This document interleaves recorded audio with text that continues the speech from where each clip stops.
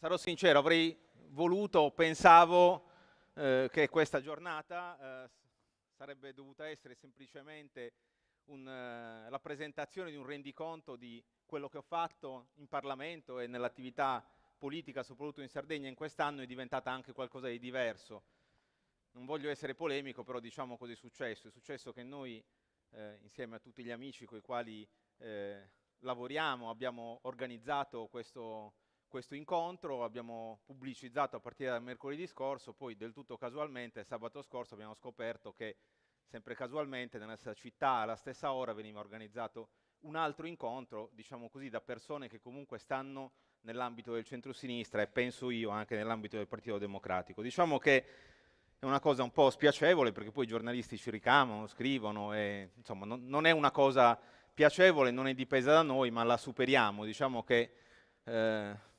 come dire, la buona educazione, la buona creanza, che in politica è importante, non è da tutti, è un po' come il coraggio di Don Abbondio, se non c'è nessuno se la può dare o chi non ce l'ha non la può avere. E in ogni caso andiamo avanti e facciamo quello che pensavamo di fare. Quello che pensavamo di fare lo devo un po' tarare rispetto al fatto che so benissimo che molte persone, diciamo, ho una buona autostima, ma non sono venute qui solo per ascoltare me, ma perché è diventato un appuntamento che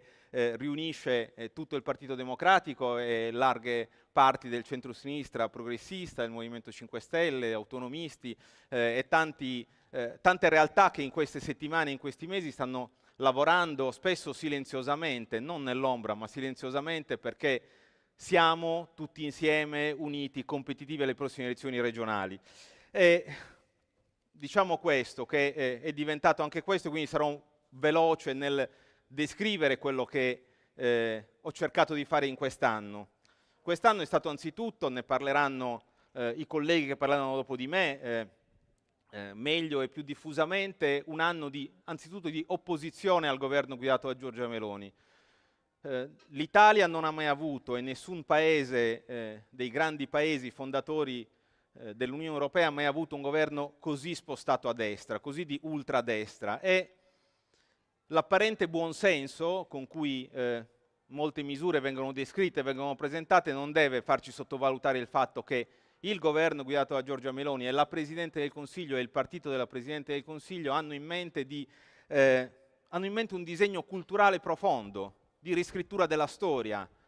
non condividono il fatto che l'Italia sia un paese democratico, sia una democrazia parlamentare basata sulla Costituzione, che la Costituzione è nata dalla resistenza dell'antifascismo. Loro non lo condividono, non lo dicono, non gli viene, non hanno il coraggio di dirlo perché non hanno nelle corde, non hanno la capacità di dirlo, perché nelle loro corde c'è un'altra storia prima del secondo conflitto mondiale e dopo il secondo conflitto mondiale, c'è un'altra storia. E questa cosa, spesso ci si dice, ma non parlate di queste cose, non interessano alle persone, non interessano alla gente. Però questa, la chiamerebbe Giorgia Meloni matrice se non sbaglio, esiste, c'è e si vede in molti aspetti delle loro politiche. Le loro politiche dal decreto anti-rave, tra l'altro leggevo che rave ne continuano a fare, quindi come sempre le cose le dicono, poi non servono neppure allo scopo che per loro è fondamentale, fino al decreto approvato questa mattina in Senato, cosiddetto Caivano, la traccia è sempre la stessa, repressione, inasprimento di pene, restrizione degli spazi di libertà, nessuna misura per aiutare le persone a poter vivere meglio. C'è un disegno di questo genere, che è un disegno culturale, c'è un disegno sociale, i poveri ci fanno schifo, cioè a loro fanno schifo, cancelliamo le misure che contrastano la povertà, accarezziamo gli interessi di piccole o grandi corporazioni, sostanzialmente facciamo arretrare il paese perché i risultati anche sull'economia si vedono. Questo è dal punto di vista economico e sociale questo primo anno di governo. Ovviamente non abbiamo traccia di una manovra di bilancio che dovrebbe essere stata approvata ormai da qualche settimana. Francesco Boccia che è qui e che ringrazio per la sua presenza. Oggi era difficile venire perché si lavorava fino a mattina in Senato, ce lo dirà meglio. Ebbene, deficit, aumento del debito, sfiducia da parte delle istituzioni economiche e finanziarie internazionali, ovviamente poi diranno che è colpa di qualcuno, degli gnomi, dell'Europa, di qualcun altro. A me ricorda molto quello che è successo all'Italia dal 2008 al 2011 e non è una bella storia. Purtroppo loro sono questa cosa dal punto di vista del tentativo di conquistare letteralmente le istituzioni libere della cultura. Pensate alla RAI, pensate a quello che hanno detto il direttore del Museo Egizio, pensate, hanno festeggiato come fosse una vittoria in una partita di calcio la nomina ora alla triennale. La loro logica, il loro approccio è questo, però poi, come dire, se tu non le sai fare neppure queste cose, nel senso che non corrispondi a una qualità e a una indipendenza necessaria, la gente cambia canale, per cui secondo me è chiaro che questo disegno non ha la capacità di strutturarsi e di svilupparsi, però i danni li sta facendo anche sotto traccia nel paese. Quindi dobbiamo essere attenti, capaci, come faremo andando in piazza tra 2 settimane, dovremo essere capaci, attenti di stare vicino alle persone, di spiegare che noi stiamo facendo un'opposizione dura, di farla realmente e di costruire una, diciamo, meditata, cioè che aggreghi la società alternativa di governo. Non è una questione di si fa in 5 minuti, è una cosa che si fa in qualche anno, ma dobbiamo arrivare pronti lì dimostrando che quello che loro stanno distruggendo, noi abbiamo portato all'Italia il più grande programma, che è un programma di riforme economiche e di risorse che poteva e potrebbe farci riattivare un ciclo di sviluppo che è fermo da decenni, il PNRR. Ecco, quello è l'esempio, perché loro l'hanno sostanzialmente bloccato per centralizzarlo, di quello che loro pensano. Non pensano che sia possibile che l'Europa si doti di strumenti che possono supportare un indebitamento complessivo e supportare il nostro sviluppo, e quando devono gestirli li bloccano, li distruggono. Cosa ho fatto? Ho fatto una cosa che sanno in pochi, la sa appunto Francesco, la sanno i miei colleghi, nel senso che io al Senato faccio il questore, che è una cosa che non si vede granché ma che occupa un bel po' di tempo, significa sovraintendere e coordinare insieme a 2 colleghi le attività di uno dei polmoni della democrazia parlamentare, una cosa impegnativa, appunto non troppo pubblica, però ieri il Senato ha approvato all'unanimità il bilancio con un ulteriore, si prosegue in un ciclo di restrizione degli oneri per la finanza pubblica, cioè i cittadini spendono meno per il Senato di 10 milioni, e cerca di essere sempre più efficiente, capace di essere uno strumento anche di dialogo, di conoscenza per i cittadini. Mi sono occupato soprattutto di Sardegna. Ci tenevo tanto, lo sto facendo dal primo minuto, perché già da quando abbiamo costruito il programma elettorale abbiamo pensato a quello che avremmo potuto fare per dare dignità alle isole già in un programma di un grande partito. C'era scritto nel programma, abbiamo fatto molte delle cose che avevamo scritto nel programma. Lo facciamo anche su temi, lo facciamo perché lo faccio con tanti colleghi, anche su temi generali. L'autonomia differenziata, che apparentemente, perché non riguarda le regioni a statuto speciale, non dovrebbe colpire la Sardegna, è un disegno che spacca il paese, un disegno contro il sud e contro le isole, perché anche se non riguarda direttamente noi, se mancano le risorse per fare una cosa che la Costituzione dice dovrebbe venire prima dell'attribuzione di funzioni, cioè la perequazione, il dare di più a chi ha di meno per costruire condizioni di maggiore eguaglianza tra territori e tra regioni, se manca quello, manca quello, mancano le risorse per fare politiche di quel tipo, si spacca definitivamente l'Italia. E,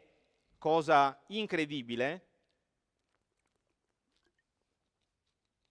perché io non ho memoria di una regione che di destra o di sinistra, del sud, che applauda un percorso di questo genere, la Sardegna, nelle sue istituzioni, nel suo presidente, è entusiasticamente d'accordo. Quindi noi, oltre a contrastare tutti i giorni in commissione questo disegno, oltre a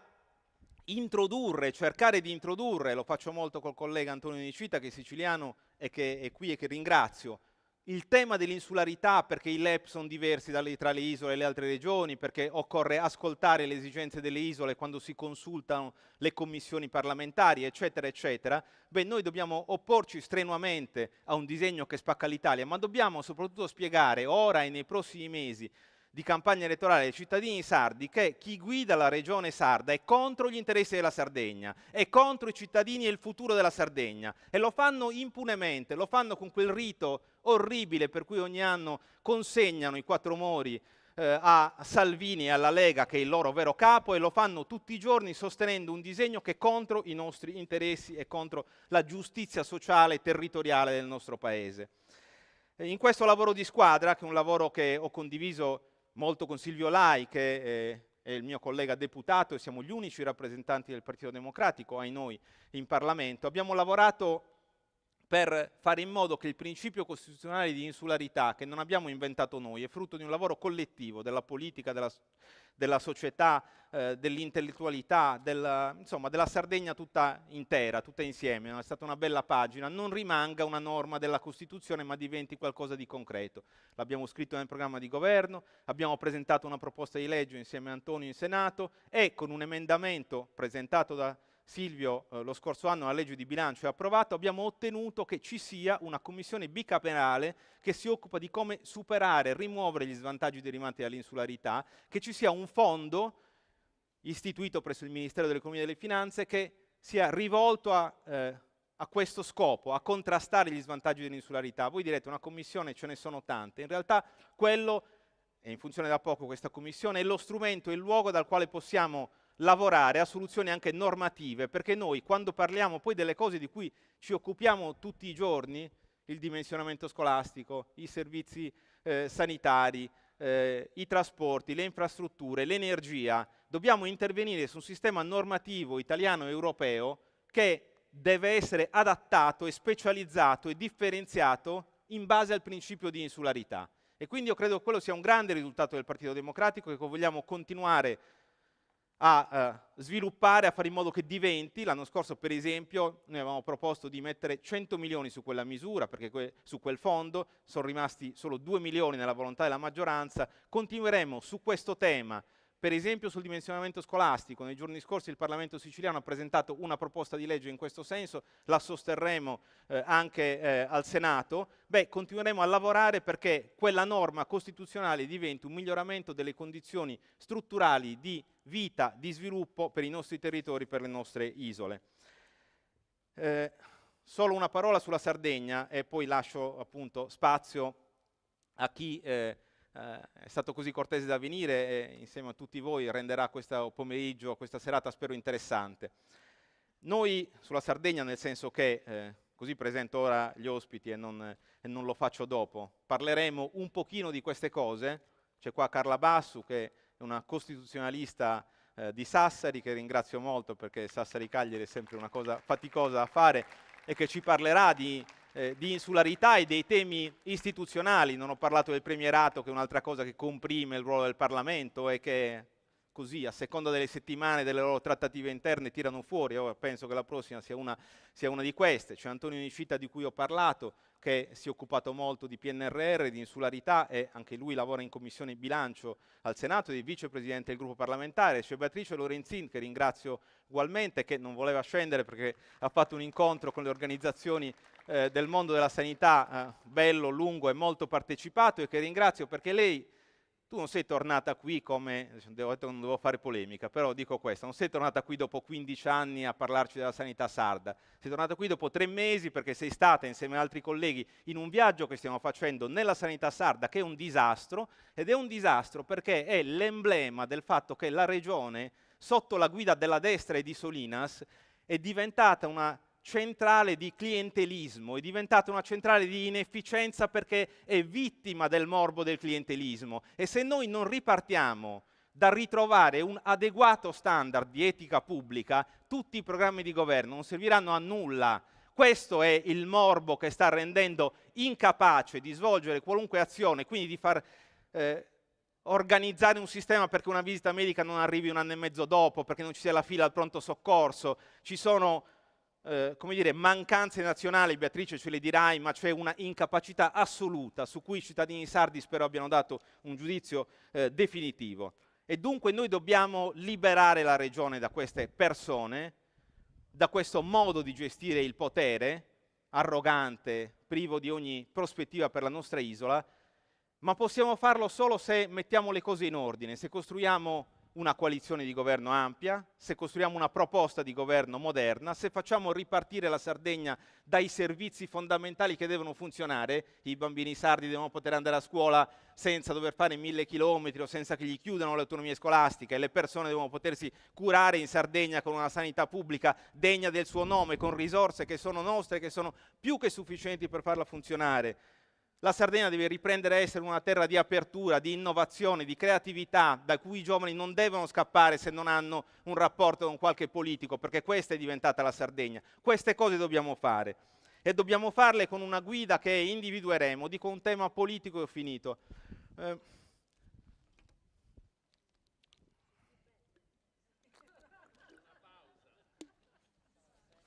tema politico è questo, perché si discute di questo dalle nostre parti incessantemente in questi mesi. Il centro-sinistra, tra le altre cose, deve scegliere un candidato o una candidata presidente. Credo che sia giusto che ci ricordiamo che da quando si è votato con l'elezione diretta dei presidenti di regione non si è mai candidato un presidente di regione attraverso le primarie. Questo diciamocelo, e credo che sia giusto che, parlo a chi qua sta nel Partito Democratico, ma vale per tutti i partiti, parliamo di noi, che chi rappresenta decine di migliaia di persone che hanno votato pochi mesi fa alle primarie,